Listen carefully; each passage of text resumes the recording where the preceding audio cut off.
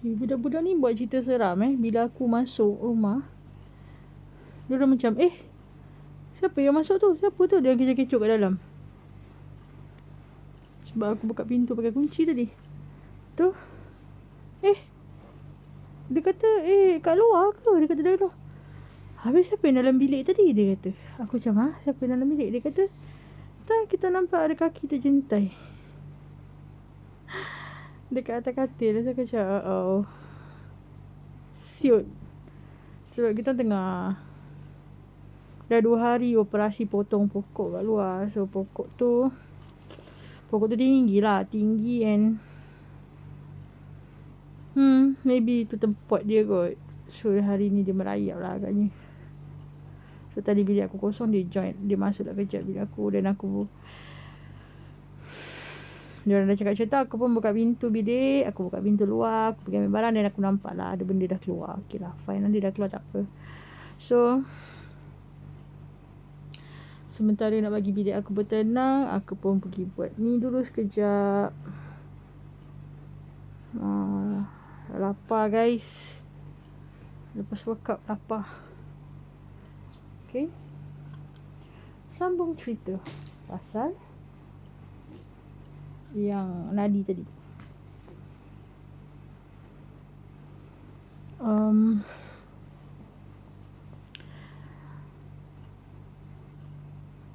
Perawat tu suruh aku baca ayat. Dia starting dia mesti selawat dulu lah. Selawat, aku kena mengucap semua. Dan aku pegang aku punya nadi belah kiri. Lepas tu dia tanya aku ada rasa apa-apa tak. Aku cakap ada.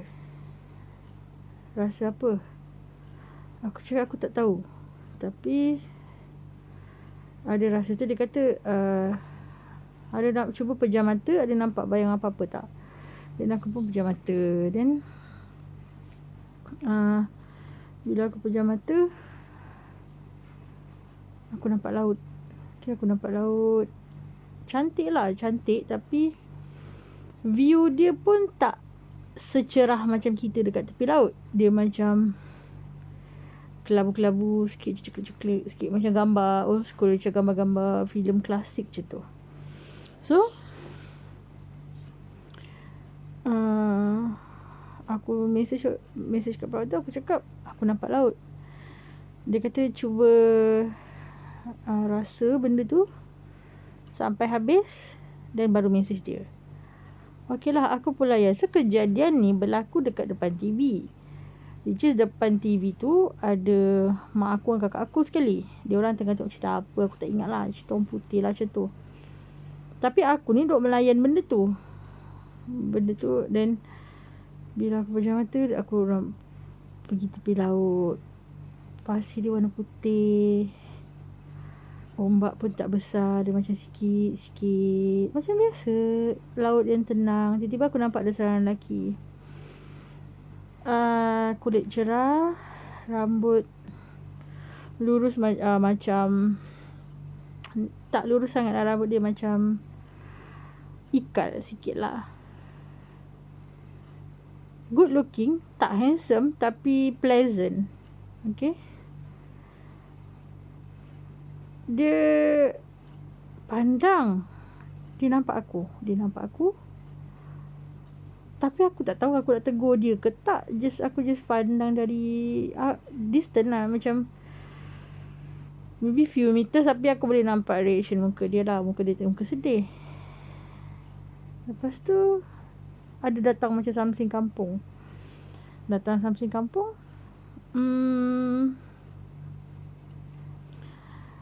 Pukul lelaki yang tadi tu. So yang datang ni rambut keriting and dia kulit gelap sikit lah. Macam kulit orang Melayu yang coklat gelap sikit. So dia dengan kunci-kunci dia pukul dengan lelaki tadi tu. Pukul sampai lembik lah. So sampai dia tersadai kat tepi laut tu.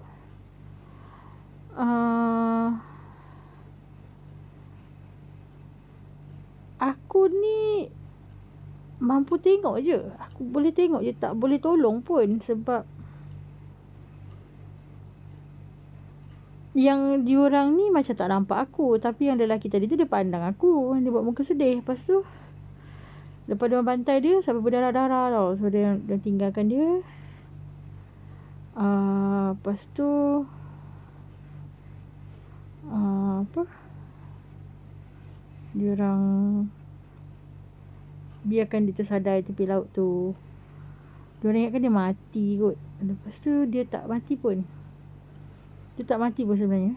Tapi dia bangun. Dia bangun dengan muka bengkak-bengkil tu. Lepas tu dia naik sampan. Dia kayuh lah. Dia dayung kayuh pula. Dia dayung sampan tu. Aku nampak lah perjalanan dia tu. Aku nampak aku ni dekat mana aku tak sure. Tapi aku nampak perjalanan dia tu.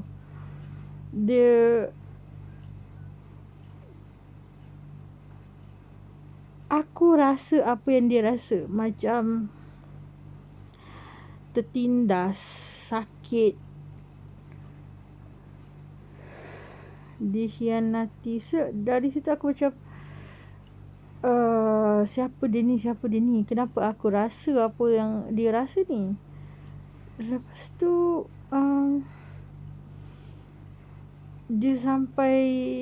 dia dayung tu dia sampai macam dekat satu kawasan daratan lah. Dia turun, dia nampak aku lagi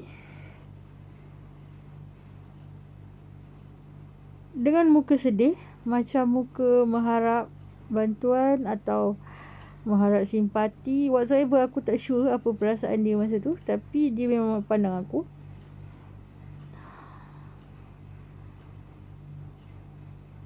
And aku terkejut bila kakak aku tepuk aku. Dia tanya, "Hoi," kakak aku cakap, "Oi, kau kenapa?" Lepas tu aku tersedar, aku tersentak. Aku cakap, "Kenapa? Kau kenapa? Kenapa kau menangis ke?" Dia tanya. Aku macam, tak lah.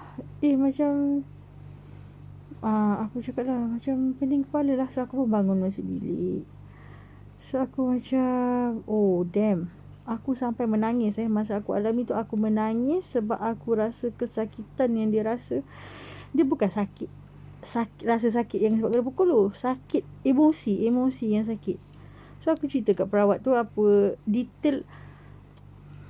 Aku tak ingat sangat lah sebenarnya detail apa benda yang berlaku dalam Astral Travel tu. Tapi itulah yang gambaran yang aku nampak. Lepas tu dia kata itu ni sejarah keturunan aku. Maksudnya aku adalah keturunan dari yang lelaki yang mendayung tadi tu. Dia ada sebut nama dia dalam tu, tapi aku tak ingat lah. Lepas tu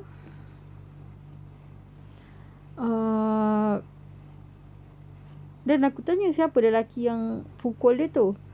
Dia kata itu saudara mara dia juga.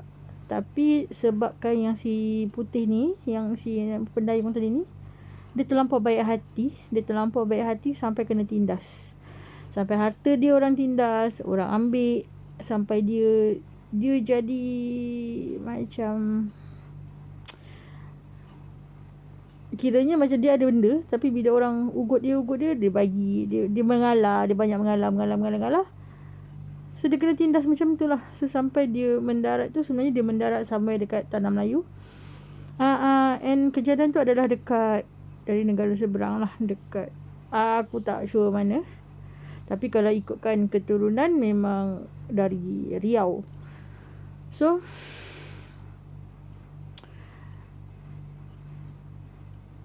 lepas aku cerita tu, esoknya aku google nama lelaki tu. Dia adalah guru agama somewhere dekat Melaka, which is memang atuk aku tu memang belah abah tu memang dari Melaka.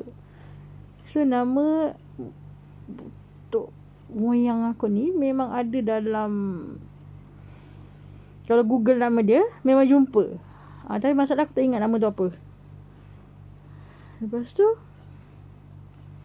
dia macam guru agama yang sangat dikenali. Dia ada macam-macam lah kelebihan dia. Tapi